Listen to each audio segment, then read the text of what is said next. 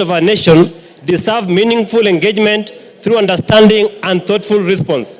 Honorable Speaker, from the beginning and from the preamble of the speech, it was very clear that the President has noted that there are challenges that Kenyans face in this country. Honorable Speaker, it is good that the President has acknowledged that there are certain challenges, and the purpose of this speech was for the President to assure and to reassure the nation that we are on the right trajectory. Honorable Speaker, the President touched on many things, on the issue of agriculture, affordable housing, and corruption. Honorable Speaker, on the issue of corruption, this House has an obligation to assist this President, to assist our President fight impunity and corruption. Honorable Speaker, as a House, we have an obligation. And the only way to fight corruption and impunity in this country is through a strong parliamentary oversight.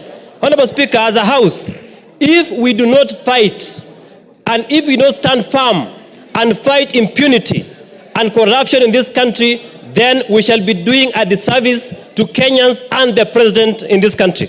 Honorable Speaker, if you look clearly at the words of the President, these are carefully chosen words by the President.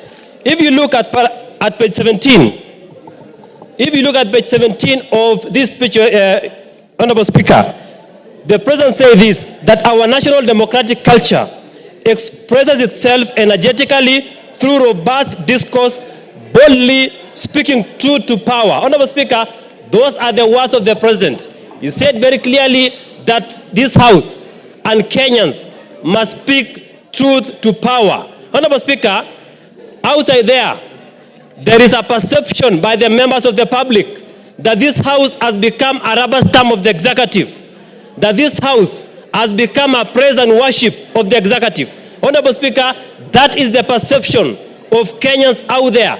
And to redeem the image of this House, Honorable Speaker, we must not be a praise and worship as envisaged by the members of the public. Honorable Speaker, when it comes to the question of loyalty and the question of speaking the truth, Honorable Speaker, we should speak the truth at any moment, at any point as a House. Honorable Speaker, on the issue of Adani, Honorable Speaker, I want to thank the President for cancelling the Adani engagement. Honorable Speaker, if you look at the speech of the President, if you read carefully, under page 23, the President says this, that in the face of undisputed evidence of credible information on corruption. Yes, KJ. Order, Timothy. KJ. Mr. Speaker, it is not my intention to disrupt my very good friend, the Honorable Troy Teach. Go ahead, you have already disrupted him.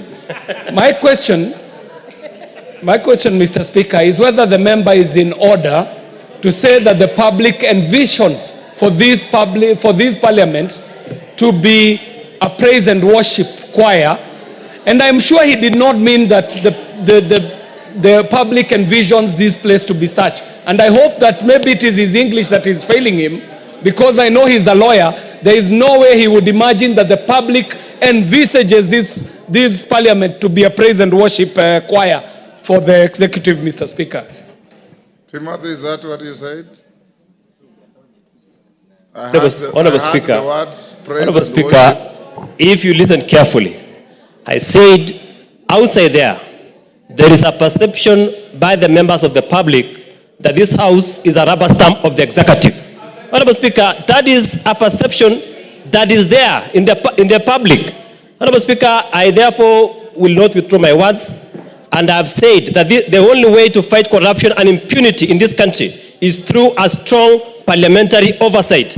Honorable Speaker, if we lapse, and the only way we can assist our President to fight impunity and corruption is by oversighting the executive. Honorable Speaker, as a senior counsel, Montesquieu, when he talked about separation of powers in this country, he envisaged that there should be a legislature, an executive, and a judiciary. Honorable Speaker, we should play our oversight role without fear or any kind of intimidation, so that we live up to the ideals of our role as members of parliament in this house. Thank you, Honorable Speaker.